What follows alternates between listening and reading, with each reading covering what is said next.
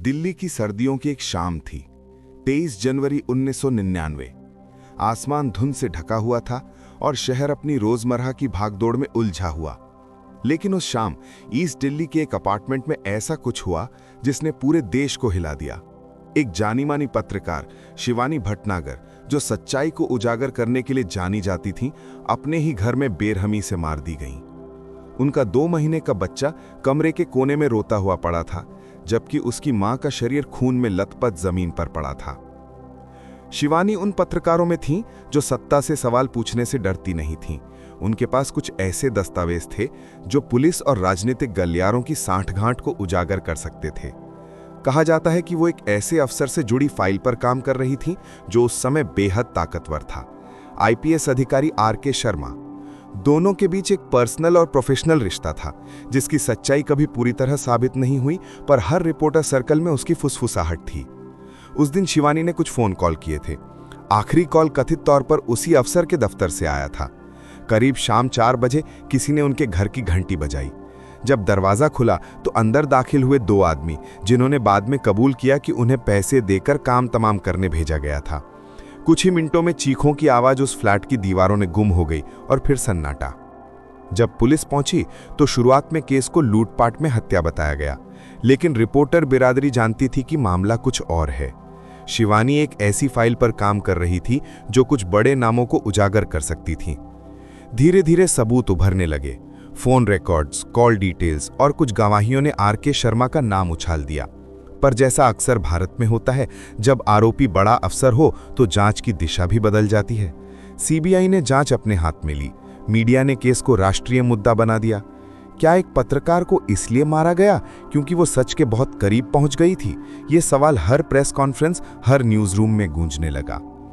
2008 में लगभग 9 साल की जांच और ट्रायल के बाद अदालत ने आर.के. शर्मा को आजीवन कारावास की सजा सुनाई। परिवार ने राहत की सांस ली, लगा इंसाफ मिला।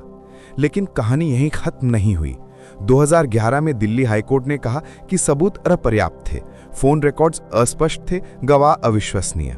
कोर्ट ने कहा लाभ संदेह का। आर.के. शर्मा और 2 अन्य आरोपी बरी कर दिए गए। केवल एक सुपारी किलर को सजा हुई। 9 साल की लड़ाई, गवाही, मीडिया ट्रायल, सब एक झटके में बेमानी हो गया। शिवानी का परिवार टूट गया, पर उन्होंने हार नहीं मानी। उनकी मां ने कहा था, मेरी बेटी को मारा नहीं गया, उसे चुप कराया गया। ये वाक्य सिर्फ उनके लिए नहीं, हर उस आवाज के लिए था जो सच बोलने की हिम्मत रखती है। इस केस ने देश को कई सवालों के साथ छोड़ा। क्या सिस्टम कभी शक्तिशाली के खिलाफ सच्चा न्याय दे सकता है? क्या एक महिला पत्रकार जो सत्ता से सवाल पूछती है सच में सुरक्षित है? और क्या न्याय सिर्फ उन्हीं के लिए है जिनके पास ताकत और पहुंच है? मीडिया का रवैया भी विवादों में रहा।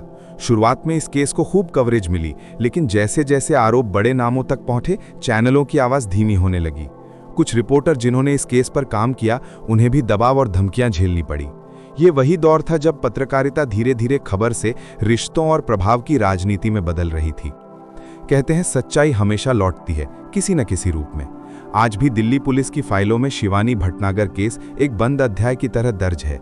लेकिन हर बार जब कोई रिपोर्टर किसी ताकतवर इंसान पर सवाल उठाने से पहले रुकता है, तो शिवानी की याद जिंदा हो जाती है। उनकी कहानी सिर्फ एक हत्या की कहानी नहीं है, ये उस तंत्र की पोल खोलती है जहां सच बोलने की कीमत कभी कभी जिंदगी होती है, जहां अदालत में सबूत नहीं पर जनता के दिल में यकीन होता है कि कुछ तो गड़बड़ है। शिवानी की मौत ने भारत के मीडिया और न्याय प्रणाली दोनों को आईना दिखाया। उसने साबित किया कि सच और सत्ता कभी दोस्त नहीं हो सकते, और ये भी कि जो कलम से लड़ता है वो गोली से नहीं डरता, लेकिन उसकी मौत समाज की चुप्पी से जरूर हार जाती है। आज भी जब कोई नई पत्रकार दिल्ली की सड़कों पर खबर ढूंढने निकलती है, तो कहीं ना कहीं उसके बैग में शिवानी की अधूरी कहानी पड़ी होती है, एक चेतावनी की तरह, एक प्रेरणा की तरह। कहानी खत्म नहीं हुई, बस अब कोई और इसे पूरा करने की हिम्मत जुटा रहा है।